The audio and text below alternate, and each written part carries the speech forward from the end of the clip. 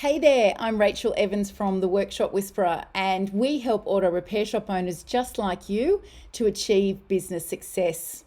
Now, today we are here to talk about what we've been discussing in the group all week: markup, margins, and matrix. Now, there's a fair bit of confusion, especially around the difference between markup and margin, and we're hopefully going to clear that up for you in this live video. And we're also going to discuss matrix. So, what matrix should you be referring to, and what traps should you avoid? So if you're watching this with me live, make sure you comment in the comments below the video that you're here with me live.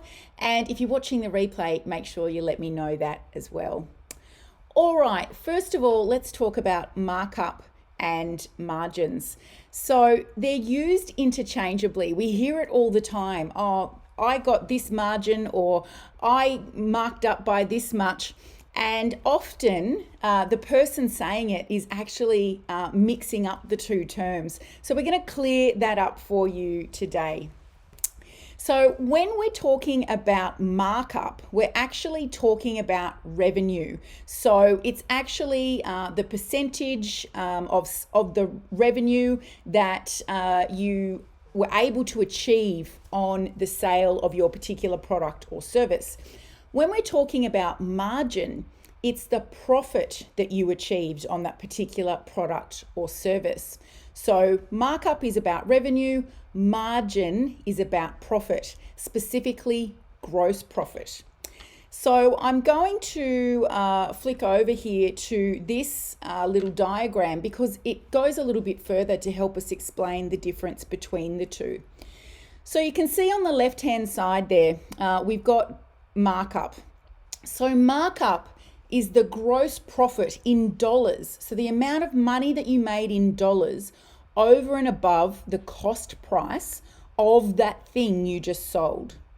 So if you were retailing a tire, it's the dollars that you achieved above the cost price and then times by 100 that gives you your markup. Okay, so you might have bought the tire for $50 and you sold it for $100. So your gross profit sits on the top of that line, $50. Sorry, your gross profit sits on the top of that line at $100 and your cost of sales was $50. So our markup was 50%. If we move over to the margin side, this is the actual profit that we achieved on the job.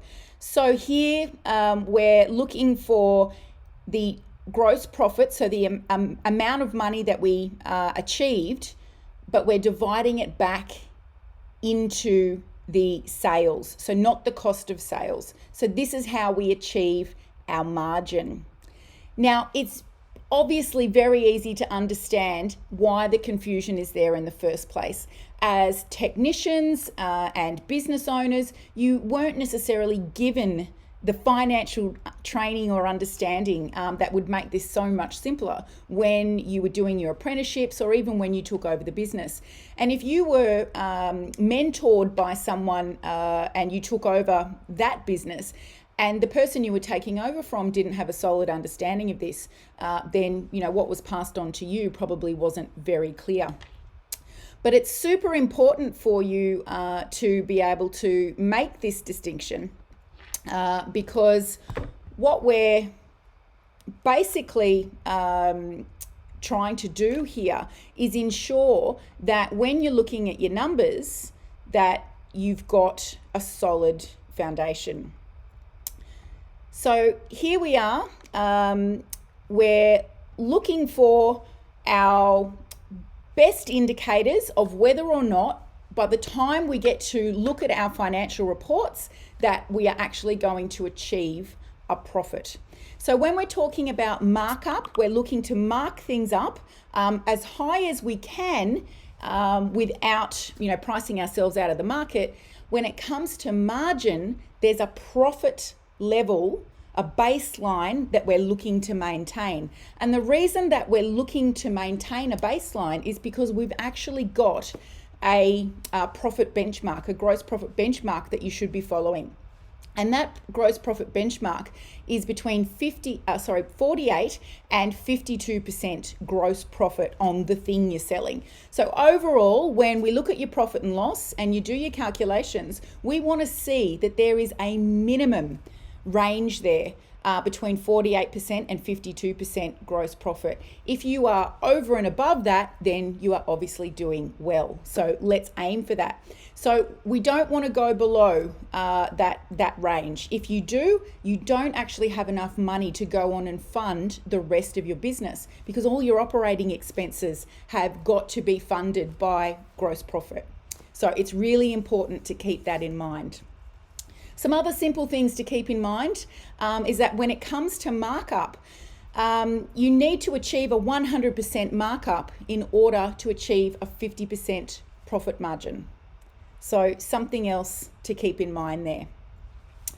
So when it comes to handy tools to have around, there's a couple of things that you might want to have a look at. And we've actually got a markup versus margin and a parts matrix example that we're gifting to you this week.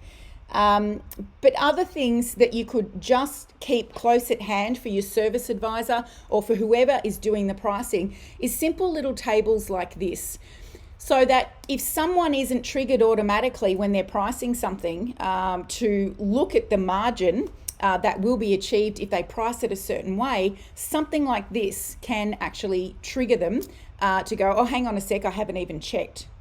And they may go to sell something at 30%, which, as you can see there, will only produce a 23% gross profit margin. And that's not what we want. So the best tactic here is for you actually to have your margins or your markup set in your invoicing software. And most, if not all, of the latest and greatest mechanic-specific software programs actually have places that allow you to put in your desired markup for each product or service that you sell, and certainly can show you whether or not you're going to achieve your desired profit margin if you go ahead and invoice that job. So let's flick over now and just have a look at parts matrix. So I want to preface this by saying there are so many conversations that happen here in the group around sharing parts matrix, or does anyone have one I can have a look at? And that's the stuff we love to see, best practice sharing.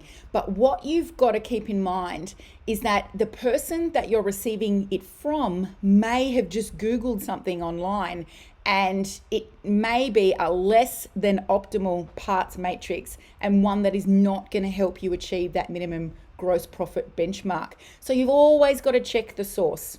So if you go and Google parts matrix right now, it'll throw up all kinds of examples for you.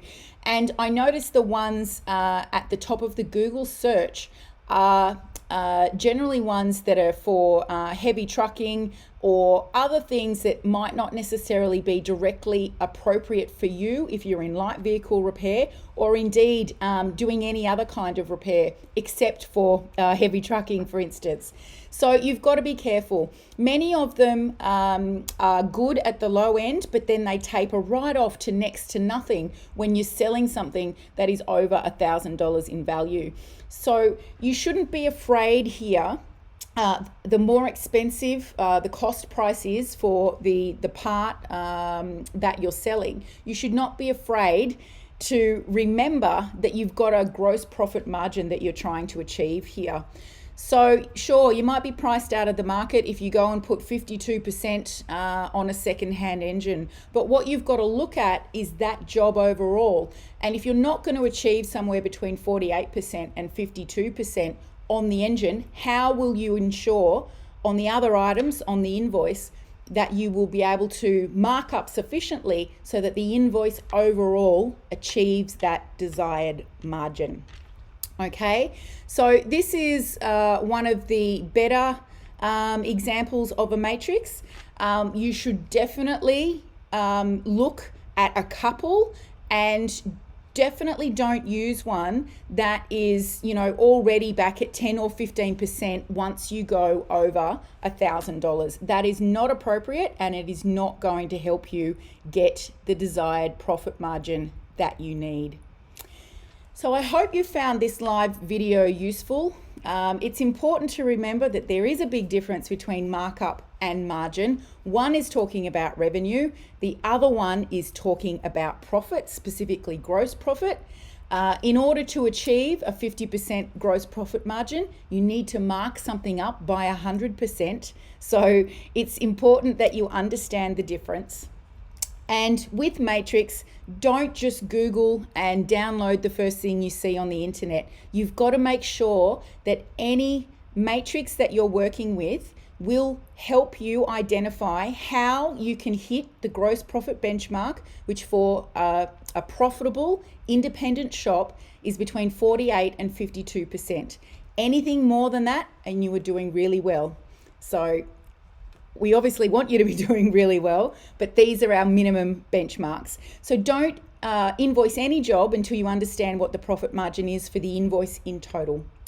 All right, guys, if you don't yet have this worksheet, then make sure you comment below in the comments that you'd like the worksheet just by writing parts matrix, and we will come along and message that to you. Have a great day.